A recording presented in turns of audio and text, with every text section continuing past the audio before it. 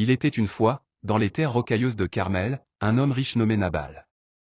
Il possédait de nombreux troupeaux, des terres vastes, et des serviteurs en grand nombre. Mais malgré sa richesse, Nabal était connu pour être dur, égoïste et un peu fou. Il ne respectait personne, pas même Dieu.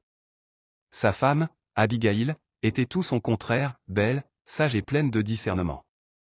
Elle savait écouter, parler avec douceur, et prendre des décisions justes. Un jour, David, le futur roi d'Israël, errait dans le désert avec ses hommes. Ils avaient protégé les bergers de Nabal contre les voleurs, sans jamais rien demander en retour.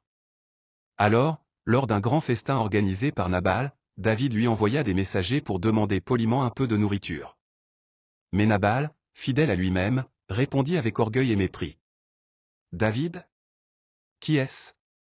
Je ne vais pas gaspiller mon pain et ma viande pour des inconnus qui fuient leur maître. » Quand David entendit ces paroles, il entra dans une grande colère. Il ceignit son épée et ordonna à 400 de ses hommes de le suivre. Il avait décidé d'en finir avec Nabal et sa maison. Mais un des serviteurs de Nabal courut prévenir Abigaïl, lui racontant tout ce que Nabal avait fait. Sans perdre de temps, Abigaïl chargea des ânes de pain, de figues, de vin, de gâteaux et de provisions. Elle partit à la rencontre de David, seule, humble, mais courageuse.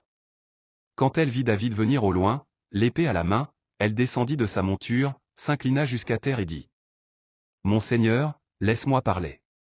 Ne fais pas attention à mon mari Nabal. Il porte bien son nom, il est insensé. Mais moi, je t'apporte ces présents. Ne verse pas de sang inutile.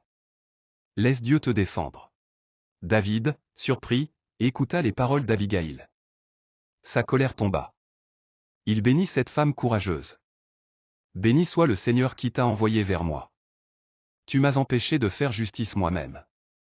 Tu es une femme sage. » David accepta les présents, et retourna sur ses pas.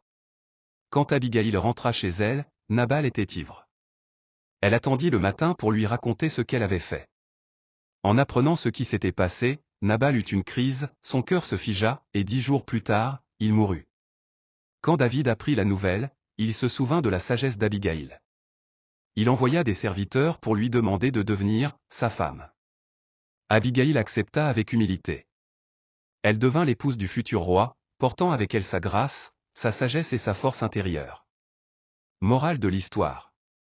Une seule personne sage peut sauver toute une maison. Le courage, ce n'est pas crier fort, c'est parler avec respect au bon moment.